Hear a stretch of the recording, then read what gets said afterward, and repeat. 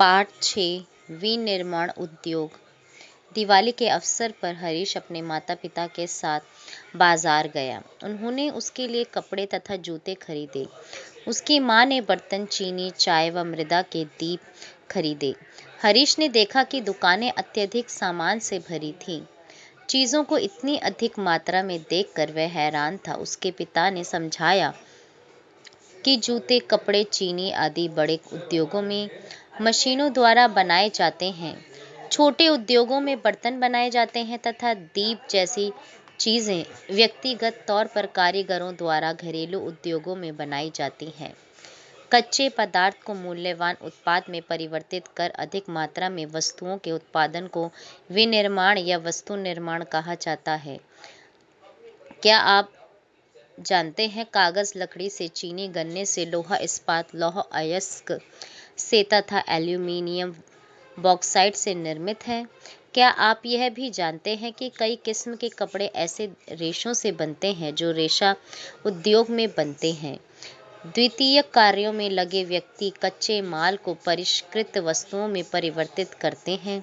Steel, car, कपड़ा उद्योग, bakery तथा पेय पदार्थों संबंधी उद्योगों में लगे श्रमिक इसी वर्ग के अंतर्गत आते हैं। कुछ व्यक्ति सेवाएं प्रदान करने में रोजगार पाते हैं। इस अध्याय में हम द्वितीय क्रियाओं के अंतर्गत विनिर्माण उद्योगों के विषय में पढ़ेंगे। किसी देश की आर्थिक उन्नति विनिर्माण उद्योगों के विकास से मापी जाती है। विनिर्माण का महत्व। विनिर्माण उद्योग सामान्यतः विकास की तथा विशेषतः आर्थिक विकास की रीढ़ समझे जाते हैं, क्योंकि विनिर्माण उद्योग न केवल कृषि के आधुनिकीकरण में सहायक हैं, वरन द्वितीयक व तृतीयक सेवाओं में रोजगार उपलब्ध कराकर कृषि पर हमारी निर्भरता को कम करते हैं। देश में औद्योगिक विकास, बेरोजगारी तथा गरीबी उन्मूलन की एक आवश्यक शर्त है। भारत में सार्वजनिक तथा संयुक्त क्षेत्र में लगे उद्योग इसी विचार पर आधारित थे।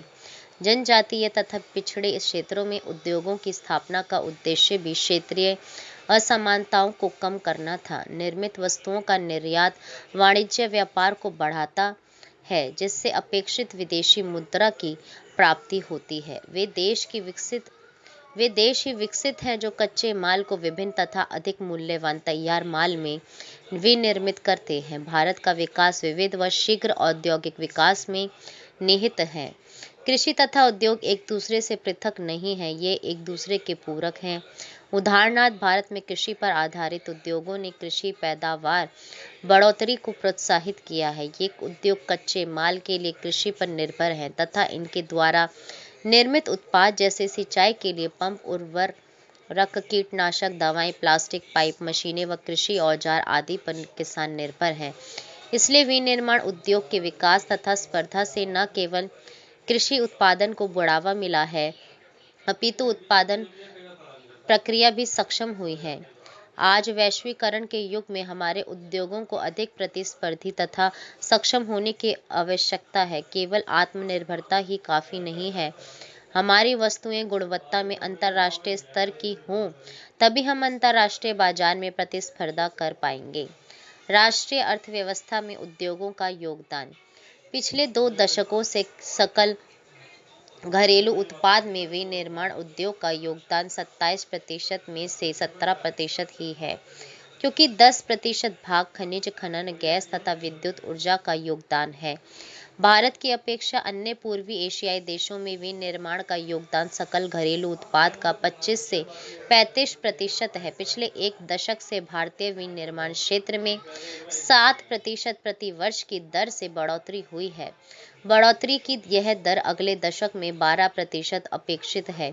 वर्ष 2003 से विनिर्माण क्षेत्र का विकास 9 से 10% प्रति वर्ष की दर से हुआ है। उपयुक्त सरकारी नीतियों तथा औद्योगिक उत्पादन में बढ़ोतरी के नए प्रयासों से अर्थशास्त्रियों का अनुमान है कि विनिर्माण उद्योग अगले 1 दशक में अपना लक्ष्य पूरा कर सकता है। इस उद्देश्य से राष्ट्रीय विनिर्माण प्रतिस्पर्धा परिषद, नेशनल मैन्युफैक्चरिंग कॉम्पिटिटिवनेस काउंसिल की स्थापना की गई है। औद्योगिक अवस्थिति। उद्योगों की स्थापना स्वभावतः जटिल है। इनकी स्थापना कच्चे माल की उपलब्धता, श्रमिक पूंजी, शक्ति के साधन तथा बाजार आदि की उपलब्धता से प्रभावित होती है। है। इन सभी कारकों का एक स्थान पर पाया जाना लगभग असंभव है। फलस्वरूप विनिर्माण उद्योग की स्थापना के लिए वही स्थान उपयुक्त है जहां ये कारक उपलब्ध हों अथवा जहां इन्हें कम कीमत पर उपलब्ध कराया जा सकता है। औद्योगिक प्रक्रिया के प्रारंभ होने के साथ साथ नगरीकरण प्रारंभ होता है। कभी कभी उद्योग शहरों में या उनके निकट लगाए जाते हैं। इस प्रकार औद्योगिकरण तथा नगरीकरण साथ साथ चलते हैं। नगर उद्योगों को बाजार तथा सेवाएं जैसे बैंकिंग, बीमा, परिवहन, श्रमिक तथा वित्तीय सलाह आदि उपलब्ध कराते हैं। नगर केंद्रों द्वारा दी गई सुविधाओं से लाभान्वित कई बार बहुत से उद्योग नगरों के आसपास ही केंद्रित हो जाते हैं, जिसे समूहन बचत एग्लोमेरेशन इकोनॉमीज कहा जाता है। ऐसे स्थानों पर धीरे धीरे बड़ा औद्योगिक समूहन स्थापित हो जाता है। स्वतंत्रता से पहले अधिकतर विनिर्माण उद्योगों की स्थापना दूरस्थ देशों से व्यापार पर आधारित थी, जैसे मुंबई, कोलकाता व चेन्नई आदि। परिणाम स्वरूप कुछ एक नगर औद्योगिक केंद्र के रूप में उभरे जो ग्रामीण कृषि पृष्ठ प्रदेश हिंटरलैंड से घिरे थे। किसी उद्योग की अवस्थिति का निर्धारण उसकी न्यूनतम उत्पादन लागत से निर्धारित होता है। सरकारी नीतियों तथा निपुण श्रमिकों की उपलब्धता भी उद्योगों की अवस्थिति को प्रभावित करती है। उद्योग की आदर्श अवस्थिति उस स्थान पर कच्चा माल प्राप्त करने की लागत, उस स्थान पर उत्पादन की लागत, उस स्थान पर उद्योग की स्थापना का निर्णय, उत्पादन के वितरण की लागत। उद्योगों का वर्गीकरण। रोजमर्रा के इस्तेमाल के विभिन्न औद्योगिक उत्पादों की सूची बनाएं, जैसे ट्रांजिस्टर, बिजली का बल्ब, वनस्पति तेल, सीमेंट, कांच का सामान, पेट्रोल, माचिस, स्कूटर, वाहन, दवाइयाँ आदि। यदि हम विशेष मापदंडों के आधार पर विभिन्न उद्योगों का वर्गीकरण करते हैं तो विनिर्माण को आसानी से समझ सकेंगे। उद्योगों को निम्न प्रकार से वर्गीकृत किया जा सकता है। प्रयुक्त कच्चे माल के स्रोत के आधार पर कृषि आधारित सूती वस्त्र, ऊनी वस्त्र, पटसन, रेशम वस्त्र, रबर, चीनी, चाय, कॉफी तथा वनस्पति तेल उद्योग। खनिज आधारित लोहा तथा इस्पात, सीमेंट, एल्यूमीनियम, मशीन, औजार तथा पेट्रोरसायन उद्योग। प्रमुख भूमिका के आधार पर आधारभूत उद्योग जिनके उत्पादन या कच्चे माल पर दूसरे उद्योग निर्भर हैं, जैसे लोहा, इस्पात, तांबा प्रगलन व एल्यूमीनियम प्रगलन उद्योग। उपभोक्ता उद्योग जो उत्पादन उपभोक्ताओं के सीधे उपयोग हेतु करते हैं, जैसे चीनी, दंतमंजन, कागज, पंखे, सिलाई मशीन आदि। पूंजी निवेश के आधार पर एक लघु उद्योग को संपत्ति की एक इकाई पर अधिकतम निवेश मूल्य के परिप्रेक्ष्य में परिभाषित किया जाता है। यह निवेश सीमा समय के साथ परिवर्तित होती रहती है। अधिकतम स्वीकार्य निवेश के आधार पर की जाती है। यह निवेश मूल्य समय के साथ बदला गया है। वर्तमान में अधिकतम निवेश 1 करोड़ रुपए तक स्वीकार्य है। स्वामित्व के आधार पर सार्वजनिक क्षेत्र में लगे सरकारी एजेंसियों द्वारा प्रबंधित तथा सरकार द्वारा संचालित उद्योग, जैसे भारत हैवी इलेक्ट्रॉनिक लिमिटेड, भेल तथा steel authority of India limited, SAIL आदि।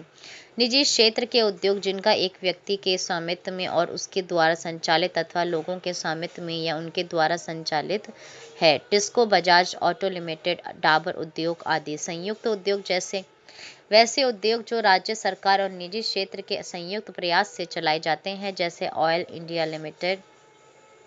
सहकारी उद्योग जिनका स्वामित्व कच्चे माल की पूर्ति करने वाले उत्पादकों, श्रमिकों या दोनों के हाथों में होता है। संसाधनों का कोष संयुक्त होता है तथा लाभ हानि का विभाजन भी अनुपातिक होता है, जैसे महाराष्ट्र के चीनी उद्योग, केरल के नारियल पर आधारित उद्योग। कच्चे तथा तैयार माल की मात्रा व भार के आधार पर भारी उद्योग जैसे लोहा तथा इस्पात आदि। हल्के उद्योग जो कम भार वाले कच्चे माल का प्रयोग कर हल्के तैयार माल का उत्पादन करते हैं, जैसे विद्युतीय उद्योग। कृषि आधारित उद्योग सूती वस्त्र, पटसन, रेशमी, ऊनी वस्त्र, चीनी तथा वनस्पति तेल आदि उद्योग कृषि से प्राप्त कच्चे माल पर आधारित है। वस्त्र उद्योग भारतीय अर्थव्यवस्था में वस्त्र उद्योग का अपना अलग महत्व है, क्योंकि इसका औद्योगिक उत्पादन में महत्वपूर्ण योगदान है। देश का यह अकेला उद्योग है जो कच्चे माल से उच्चतम अतिरिक्त मूल्य उत्पाद तक की श्रृंखला में परिपूर्ण तथा आत्मनिर्भर है। सूती वस्त्र उद्योग प्राचीन भारत में सूती वस्त्र हाथ से कताई और हथकरघा बुनाई तकनीकों से बनाए जाते थे। 18वीं शताब्दी के बाद विद्युतीय करघों का उपयोग होने लगा। अब औपनिवेशिक काल के दौरान हमारे परंपरागत उद्योगों को बहुत हानि हुई, क्योंकि हमारे उद्योग इंग्लैंड के मशीन निर्मित वस्त्रों से स्पर्धा नहीं कर पाए। आरंभिक वर्षों में सूती वस्त्र उद्योग महाराष्ट्र तथा गुजरात के कपास उत्पादन क्षेत्रों तक ही सीमित थे। कपास की उपलब्धता, बाजार, परिवहन, पत्तनों की समीपता, श्रम, नमी युक्त जलवायु आदि कारकों ने इसके स्थानीयकरण को बढ़ावा दिया। इस उद्योग का कृषि से निकट का संबंध है और कृषकों, कपास चुनने वालों, गांठ बनाने वालों, कताई करने वालों, रंगाई करने वालों, डिजाइन बनाने वालों, पैकेट बनाने वालों और सिलाई करने वालों को यह जीविका प्रदान करता है। इस उद्योग के कारण रसायन, रंजक, मिल स्टोर तथा पैकेजिंग सामग्री और इंजीनियरिंग उद्योग की मांग बढ़ती है। फलस्वरूप इन उद्योगों का विकास होता है। यद्यपि कताई कार्य महाराष्ट्र, गुजरात तथा तमिलनाडु में केंद्रित है, लेकिन सूती, रेशम, जरी, कशीदाकारी आदि में बुनाई के परंपरागत कौशल और डिजाइन देने के लिए बुनाई अत्यधिक विकेंद्रीकृत है। भारत में कताई उत्पादन विश्व स्तर का है, लेकिन बुना वस्त्र कम गुणवत्ता वाला है, क्योंकि यह देश में उत्पादित उच्च स्तरीय धागे का अधिक प्रयोग नहीं कर पाता। बुनाई का कार्य हथकरघों, विद्युत करघों व मिलों में होता है। हाथ से बुनी खादी कुटीर उद्योग के रूप में बुनकरों को उनके घरों में बड़े पैमाने पर रोजगार प्रदान कराता है। पहला सफल सूती वस्त्र उद्योग 1854 में मुंबई में लगाया गया। यूरोप 2 विश्व युद्धों से जूझ रहा था तथा भारत इंग्लैंड के अधीन था। ऐसे में इंग्लैंड में कपड़े की मांग आपूर्ति हेतु भारतीय सूती वस्त्र उद्योग को प्रोत्साहन मिला। भारत जापान को सूत का निर्यात करता है। भारत में बने सूती वस्त्र के अन्य आयातक देश संयुक्त राज्य अमेरिका, इंग्लैंड, रूस, फ्रांस, पूर्वी यूरोपीय देश, नेपाल, सिंगापुर, श्रीलंका तथा अफ्रीका के देश हैं।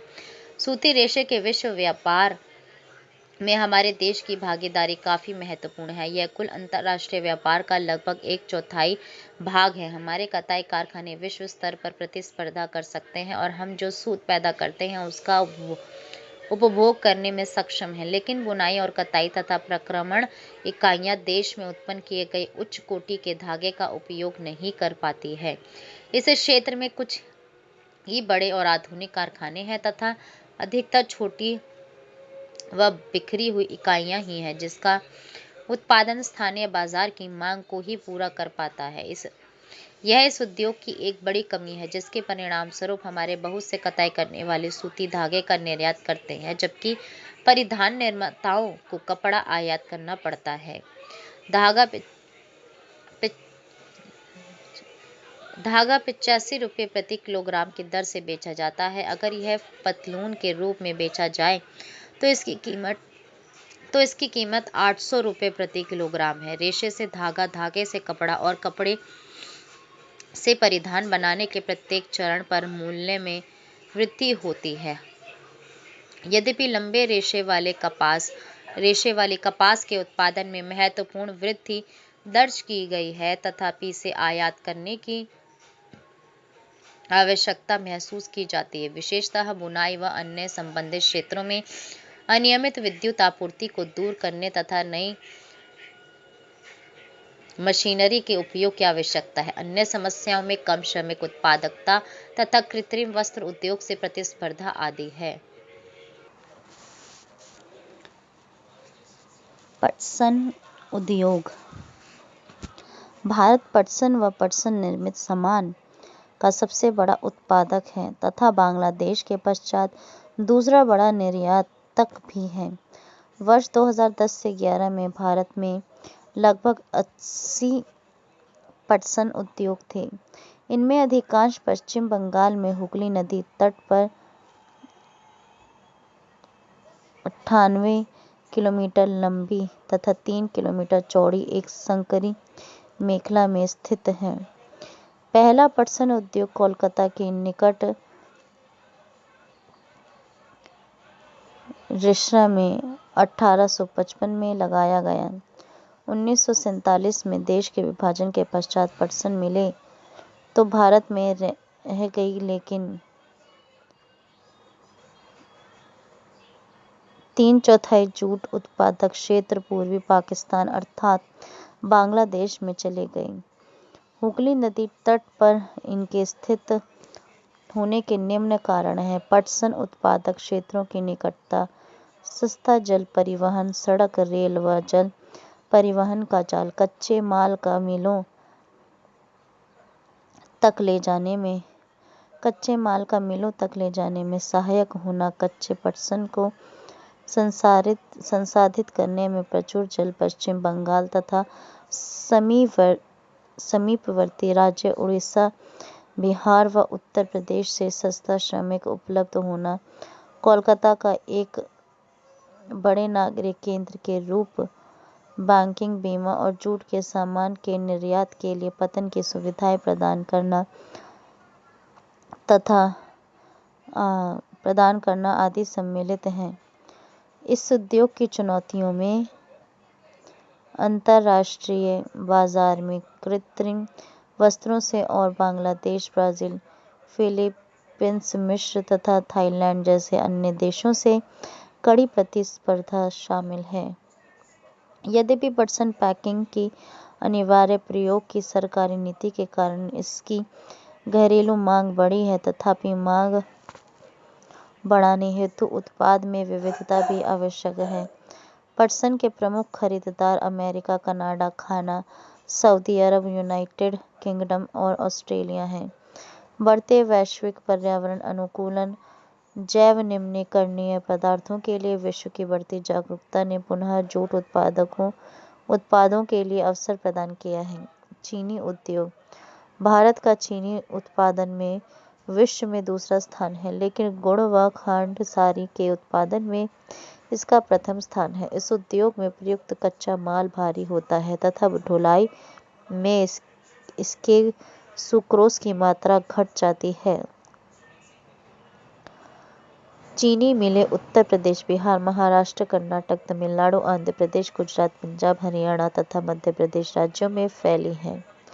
चीनी मिलों का 60% उत्तर प्रदेश तथा बिहार में है। यह उद्योग मौसमी है, अतः सहकारी क्षेत्र के लिए उपयुक्त है। पिछले कुछ वर्षों से इन मिलों की संख्या दक्षिणी और पश्चिमी राज्यों में, विशेषकर महाराष्ट्र में बढ़ी है। इसका मुख्य कारण यहाँ के गन्ने में अधिक सुक्रोज की मात्रा है। अपेक्षाकृत ठंडी जलवायु भी गुणकारी है। इसके अतिरिक्त इन राज्यों में सहकारी समितियां भी सफल रही हैं। इस उद्योग की प्रमुख चुनौतियां इस प्रकार हैं। इस उद्योग का अल्पकालिक होना, पुराने व असक्षम तकनीक का इस्तेमाल, परिवहन असक्षमता से गन्ने का समय पर कारखानों में न पहुंचना तथा खोई वगैरह का अधिकतम इस्तेमाल न कर पाना। खनिज आधारित उद्योग। वे उद्योग जो खनिज व धातुओं को कच्चे माल के रूप में प्रयोग करते हैं, खनिज आधारित उद्योग कहलाते हैं। लोहा तथा इस्पात उद्योग। लोहा तथा इस्पात उद्योग एक आधारभूत बेसिक उद्योग है, क्योंकि अन्य सभी भारी, हल्के और मध्यम उद्योग इनसे बनी मशीनरी पर निर्भर है। विविध प्रकार के इंजीनियरिंग सामान, निर्माण सामग्री, रक्षा, चिकित्सा, टेलीफोन, वैज्ञानिक उपकरण और विभिन्न प्रकार की उपभोक्ता वस्तुओं के निर्माण के लिए इस्पात की आवश्यकता होती है। इस्पात के उत्पादन तथा खपत को प्रायः एक देश के विकास का पैमाना माना जाता है। लोहा तथा इस्पात एक भारी उद्योग है, क्योंकि इसमें प्रयुक्त कच्चा तथा तैयार माल दोनों ही भारी और स्थूल होते हैं और इसके लिए अधिक परिवहन लागत की आवश्यकता होती है। इस उद्योग के लिए लौह अयस्क, कोकिंग कोल तथा चूना पत्थर का अनुपात लगभग 4:2:1 का है। इस्पात को कठोर बनाने के लिए इसमें मैंगनीज की कुछ मात्रा की भी आवश्यकता होती है। इस्पात उद्योगों की आदर्श स्थापना कहाँ होनी चाहिए? याद रहे कि इससे निर्मित माल को बाजार तथा उपभोक्ताओं तक पहुंचाने के लिए भी सक्षम परिवहन की आवश्यकता है।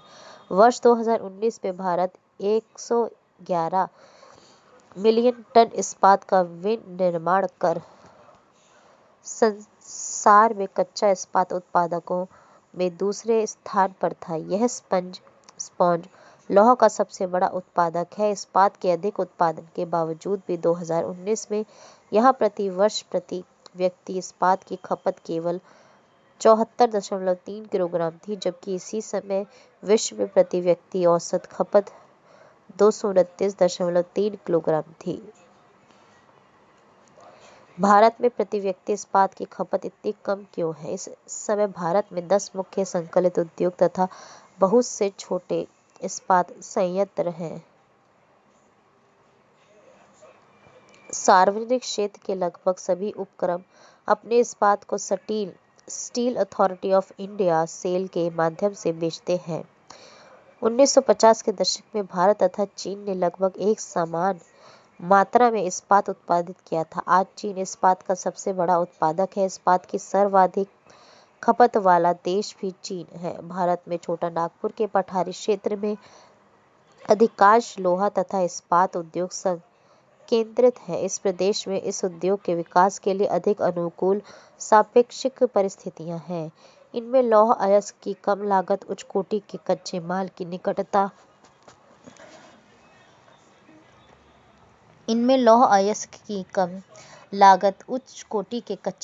निकटता, सस्ते श्रमिक और स्थानीय बाजार में इनके मांग की विशाल संभाव्यता सम्मिलित है। यद्यपि भारत संसार का एक महत्वपूर्ण लौह इस्पात उत्पादक देश है, तथापि हम इनके पूर्ण संभाव्य का विकास नहीं कर पाए हैं।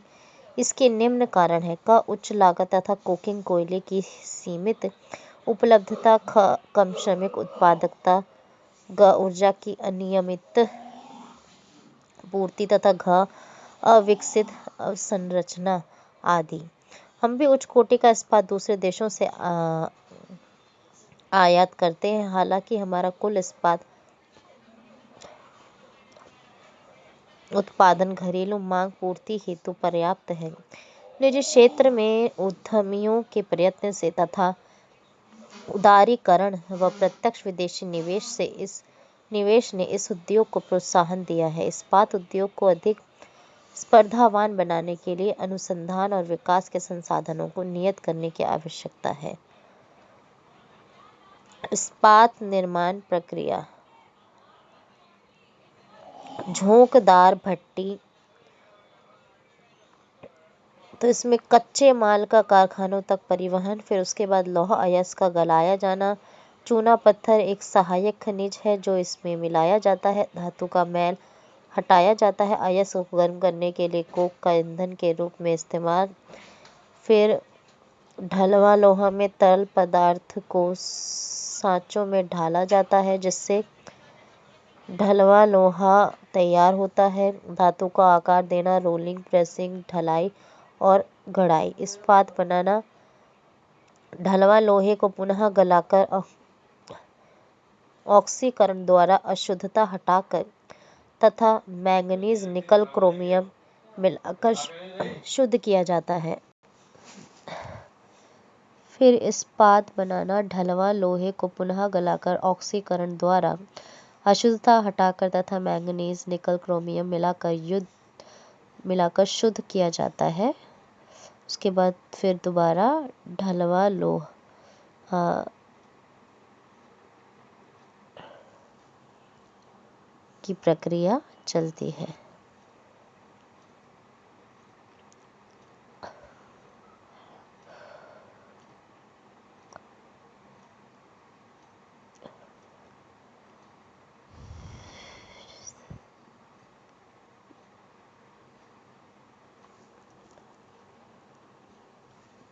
एल्यूमीनियम प्रगलन स्मेल्टिंग: भारत में एल्यूमीनियम प्रगलन दूसरा सर्वाधिक महत्वपूर्ण धातु शोधन उद्योग है। यह हल्का, जंग अवरोधी, ऊष्मा का सुचालक, लचीला तथा अन्य धातुओं के मिश्रण से अधिक कठोर बनाया जा सकता है। हवाई जहाज बनाने में, बर्तन तथा तार बनाने में इसका प्रयोग किया जाता है। कई उद्योगों में इसका महत्व इस्पात, तांबा, जस्ता व शीशे के विकल्प के रूप में प्रयुक्त होने से बड़ा है। देश के एल्यूमीनियम प्रगलन संयंत्र उड़ीसा, पश्चिम बंगाल, केरल, उत्तर प्रदेश, छत्तीसगढ़, महाराष्ट्र व तमिलनाडु राज्यों में स्थित हैं। प्रगालकों स्मेल्टर्स में बॉक्साइट का कच्चे पदार्थ के रूप में, जो भारी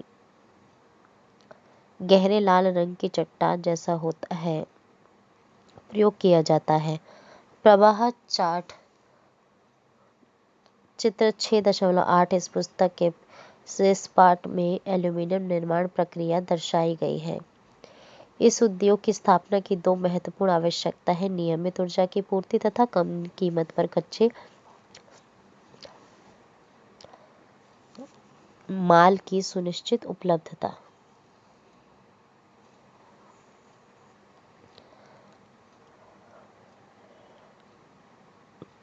एल्यूमीनियम तथा अयस्क का अनुपात 4 से 6 टन बॉक्साइट, 2 टन एल्यूमिना, फिर 1 टन एल्यूमीनियम। एल्यूमीनियम उद्योग में विनिर्माण की प्रक्रिया। बॉक्साइट कच्चा माल, बॉक्साइट खनन, परिवहन, रेल या समुद्री जहाज, एल्यूमीना, बॉक्साइट दलन और एल्यूमीना घुलन। एल्यूमीनियम शोधशाला, पहला प्रगालक स्थल तक भारी अयस्क का पहुंचना, दूसरा शोधशाला से कैल्शियम युक्त पेट्रोलियम कोक, तीसरा कोयला खान से पिच। क्रायोलाइट एक पिघली धातु जो इलेक्ट्रोलाइट का काम करती है। एल्यूमीनियम प्रगालक, फिर विद्युत। 18,600 किलोवाट प्रति टन अयस्क।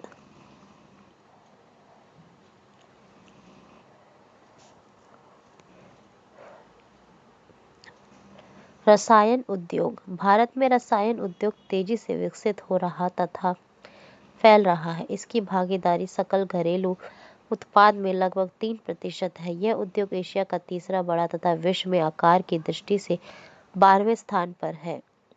इसमें लघु तथा बृहद दोनों प्रकार की विनिर्माण इकाइयां सम्मिलित हैं। अकार्बनिक और कार्बनिक दोनों क्षेत्रों में तीव्र वृद्धि दर्ज की गई है। अकार्बनिक रसायनों में सल्फ्यूरिक अम्ल, उर्वरक, कृत्रिम वस्त्र, प्लास्टिक, गोंद, रंग रोगन, डाई आदि के निर्माण में प्रयुक्त नाइट्रिक अम्ल, क्षार, सोडा ऐश, कांच, साबुन, शोधक या अपमार्जक, कागज में प्रयुक्त होने वाले रसायन तथा कास्टिक सोडा आदि शामिल हैं। इन उद्योगों का देश में विस्तृत फैलाव है। क्या बता सकते हैं ऐसा क्यों है? कार्बनिक रसायनों में पेट्रोरसायन शामिल है जो कृत्रिम वस्त्र, कृत्रिम रबर, प्लास्टिक, रंजक पदार्थ, दवाइयाँ, औषध रसायनों के बनाने में प्रयोग किए जाते हैं। ये उद्योग तेल शोधनशालाओं या पेट्रोरसायन संयंत्रों के समीप स्थापित हैं। रसायन उद्योग अपने आप में एक बड़ा उपभोक्ता भी है। आधारभूत रसायन एक प्रक्रिया द्वारा अन्य रसायन उत्पन्न करते हैं जिनका उपयोग औद्योगिक अनुप्रयोग, कृषि अथवा उपभोक्ता बाजारों के लिए किया जाता है। ऐसे ही उत्पादों की एक सूची बना सकते हैं। उर्वरक उद्योग नाइट्रोजनी उर्वरक, मुख्यतः यूरिया, फॉस्फेटिक उर्वरक, टीएपी तथा अमोनियम फॉस्फेट और मिश्रित उर्वरक, जिसमें 3 मुख्य पोषक उर्वरक नाइट्रोजन, फॉस्फेट व पोटाश शामिल है, के उत्पादन क्षेत्रों के इर्द गिर्द केंद्रित है। तीसरा अर्थात पोटाश पूर्णतः आयात किया जाता है क्योंकि हमारे देश में वाणिज्यिक रूप से या किसी भी रूप में प्रयुक्त होने वाला पोटाश या पोटाशियम यौगिकों के भंडार नहीं है। हरित क्रांति के पश्चात यह उद्योग देश के अन्य अनेक भागों में भी फैल गया। गुजरात, तमिलनाडु, उत्तर प्रदेश, पंजाब और केरल राज्य कुल उर्वरक उत्पादन का लगभग 50% उत्पादन करते हैं। अन्य महत्वपूर्ण उत्पादक राज्य आंध्र प्रदेश, ओडिशा, राजस्थान, बिहार, महाराष्ट्र, असम, पश्चिम बंगाल, गोवा, दिल्ली, मध्य प्रदेश तथा कर्नाटक है। सीमेंट उद्योग निर्माण कार्यों जैसे घर, कारखाने, पुल, सड़कें, हवाई अड्डा, बांध तथा अन्य व्यापारिक प्रतिष्ठानों के निर्माण में सीमेंट आवश्यक है। इस उद्योग को भारी व स्थूल कच्चे माल जैसे चूना, पत्थर, सिलिका और जिप्सम की आवश्यकता होती है। रेल परिवहन के अतिरिक्त इसमें कोयला तथा विद्युत ऊर्जा भी आवश्यक है। इस उद्योग की इकाइयाँ गुजरात में लगाई गई हैं क्योंकि यहाँ से इसी खाड़ी के देशों के बाजार की उपलब्धता है। पहला सीमेंट उद्योग सन 1904 में चेन्नई में लगाया गया था। स्वतंत्रता के पश्चात इस उद्योग का प्रसार हुआ। गुणवत्ता में सुधार के कारण भारत की बड़ी घरेलू मांग के अतिरिक्त पूर्वी एशिया, मध्य पूर्व, अफ्रीका तथा दक्षिण एशिया के बाजारों में मांग बढ़ी है। यह उद्योग उत्पादन तथा निर्यात दोनों ही रूपों में प्रगति कर रहे हैं। इस उद्योग को बनाए रखने के लिए पर्याप्त घरेलू मांग और पूर्ति में वृद्धि करने के प्रयास किए जा रहे हैं। मोटर गाड़ी उद्योग मोटर गाड़ी यात्रियों तथा सामान के तीव्र परिवहन के साधन है। भारत में विभिन्न केंद्रों पर ट्रक, बसें, कारें, मोटरसाइकिल, स्कूटर, तिपहिया तथा बहु उपयोगी वाहन निर्मित किए जाते हैं। उदारीकरण के पश्चात नए और आधुनिक मॉडल के वाहनों का बाजार तथा वाहनों की मांग बढ़ी है, जिससे उस उद्योग में विशेषकर कार, दो पहिया तथा तिपहिया वाहनों में अपार वृद्धि हुई है। यह उद्योग दिल्ली, गुड़गांव, मुंबई, पुणे, चेन्नई, कोलकाता, लखनऊ, इंदौर, हैदराबाद, जमशेदपुर तथा बेंगलुरु के आसपास स्थित है। सूचना प्रौद्योगिकी तथा इलेक्ट्रॉनिक उद्योग इलेक्ट्रॉनिक उद्योग के अंतर्गत आने वाले उत्पादों में ट्रांजिस्टर से लेकर television, telephone, cellular, telecom, telephone exchange, radar, computer तथा दूरसंचार उद्योग के लिए उपयोगी अनेक अन्य उपकरण तक बनाए जाते हैं। बेंगलुरु भारत की इलेक्ट्रॉनिक राजधानी के रूप में उभरा है। इलेक्ट्रॉनिक सामान के अन्य महत्वपूर्ण उत्पादक केंद्र मुंबई, दिल्ली, हैदराबाद, पुणे, चेन्नई, कोलकाता तथा लखनऊ है। इस उद्योग का सर्वाधिक संकेंद्रण बेंगलुरु, नोएडा, मुंबई, चेन्नई, हैदराबाद और पुणे में है। यह भी अत्यंत रोचक है कि भारत में सूचना प्रौद्योगिकी उद्योग के सफल होने का कारण हार्डवेयर व सॉफ्टवेयर का निरंतर विकास है। औद्योगिक प्रदूषण तथा पर्यावरण निम्नीकरण यद्यपि उद्योगों की भारतीय अर्थव्यवस्था की वृद्धि व विकास में महत्वपूर्ण भूमिका है, तथापि इनके द्वारा बढ़ते भूमि, वायु, जल तथा पर्यावरण प्रदूषण को भी नकारा नहीं जा सकता।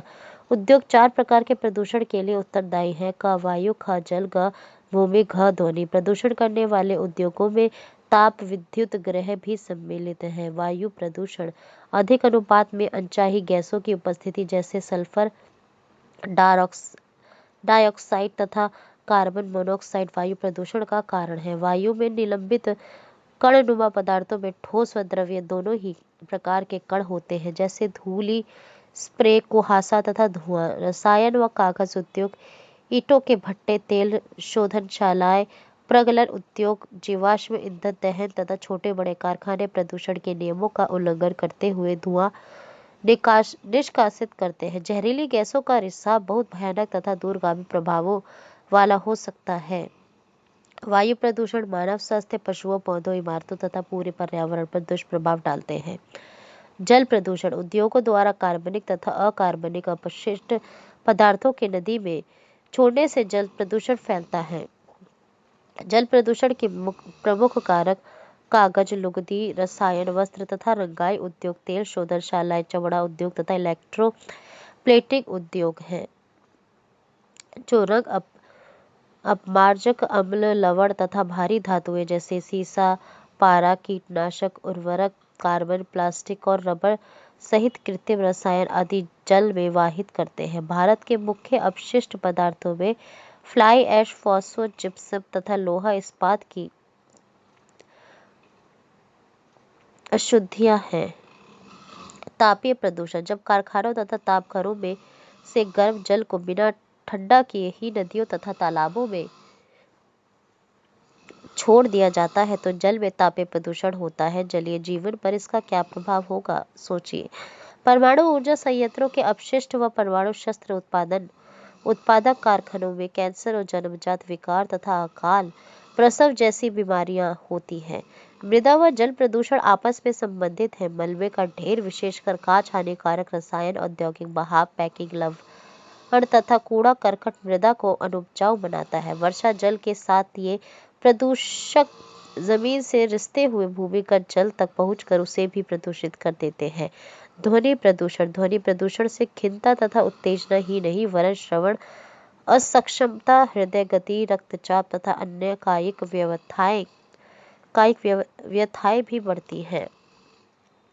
अनचाही ध्वनि उत्तेजना व मानसिक चिंता का स्रोत है। औद्योगिक तथा निर्माण कार्य कारखानों के उपकरण, जनरेटर, लकड़ी चीरने के कारखाने, गैस यांत्रिकी तथा विद्युत ड्रिल भी अधिक ध्वनि उत्पन्न करते हैं। पर्यावरणीय निम्नीकरण की रोकथाम। कारखानों द्वारा निष्कासित 1 लीटर अपशिष्ट से लगभग 8 गुना स्वच्छ जल दूषित होता है। औद्योगिक प्रदूषण से स्वच्छ जल को कैसे बचाया जा सकता है, इसके कुछ निम्न सुझाव है। विभिन्न प्रक्रियाओं में जल का न्यूनतम उपयोग तथा जल का 2 या अधिक उत्तरोत्तर अवस्थाओं में पुनर्चक्रण द्वारा पुनः उपयोग। जल की आवश्यकता पूर्ति हेतु वर्षा जल संग्रहण। नदियों व तालाबों में गर्म जल तथा अपशिष्ट पदार्थों को प्रवाहित करने से पहले उनका शोधन करना। औद्योगिक अपशिष्ट का शोधन 3 चरणों में किया जा सकता है। यांत्रिक साधनों द्वारा प्राथमिक शोधन, इसमें अपशिष्ट पदार्थों की छँटाई, उनके छोटे छोटे टुकड़े करना, ढकना तथा तलछट जमाव आदि सम्मिलित है। जैविक प्रक्रियाओं द्वारा द्वितीयक शोधन, जैविक, रासायनिक तथा भौतिक प्रक्रियाओं द्वारा तृतीयक शोधन, इसमें अपशिष्ट जल को पुनर्चक्रण द्वारा पुनः प्रयोग योग्य बनाया जाता है। जहाँ भूमिगत जल का स्तर कम है, वहाँ उद्योगों द्वारा इसके अधिक निष्कासन पर कानूनी प्रतिबंध होना चाहिए। वायु में निलंबित प्रदूषण को कम करने के लिए कारखानों में ऊंची चिमनियों में इलेक्ट्रोस्टैटिक अवशेषण, इलेक्ट्रोस्टैटिक प्रेसिपिटेटर्स, स्क्रबर उपकरण तथा गैसीय प्रदूषण पदार्थों को जड़त्वीय रूप से पृथक करने के लिए उपकरण होना चाहिए। कारखानों में कोयले की अपेक्षा तेल व गैस के प्रयोग से धुएं के निष्कासन में कमी लाई जा सकती है। मशीनों व उपकरणों का उपयोग किया जा सकता है तथा जनरेटरों में साइलेंसर्स लगाया जा सकता है। ऐसी मशीनरी का प्रयोग किया जाए जो ऊर्जा सक्षम हो तथा कम ध्वनि प्रदूषण करे। ध्वनि अवशोषित करने वाले उपकरणों के इस्तेमाल के साथ कानों पर शोर नियंत्रण उपकरण भी पहनने चाहिए। सतत पोषणीय विकास की चुनौतियों के लिए पर्यावरणीय संचेतना से युक्त आर्थिक विकास की जरूरत है। राष्ट्रीय ताप विद्युत ग्रह एनटीपीसी द्वारा दिखाया गया मार्ग। भारत में राष्ट्रीय ताप विद्युत ग्रह कॉरपोरेशन विद्युत प्रदान करने वाली मुख्य निगम है। इसके पास पर्यावरण प्रबंधन तंत्र EMS 14001 के लिए ISO प्रमाण पत्र है। यह निगम प्राकृतिक पर्यावरण और संसाधन जैसे जल, खनिज तेल, गैस तथा ईंधन संरक्षण नीति का हिमायती है तथा इन्हें ध्यान में रखकर ही विद्युत संयंत्रों की स्थापना करता है। ऐसा निम्न उपायों द्वारा संभव है। आधुनिकतम तकनीकों पर आधारित उपकरणों का सही उपयोग करके तथा विद्यमान उपकरणों में सुधार व अधिकतम राख का इस्तेमाल कर अपशिष्ट पदार्थों का न्यून उत्पादन परिस्थिति की संतुलन बनाए रखने के लिए हरित क्षेत्र की सुरक्षा तथा वृक्षारोपण के लिए प्रेरित करना। तरल अपशिष्ट प्रबंधन, राख युक्त जलीय पुनर्चक्रण तथा राख संग्रह, ऐश पॉन्ड प्रबंधन द्वारा पर्यावरण प्रदूषण को कम करना। सभी ऊर्जा संयंत्रों का पारिस्थितिकीय रूप से मॉनिटर तथा समीक्षा करना एवं ऑनलाइन आंकड़ों का प्रबंधन करना। धन्यवाद।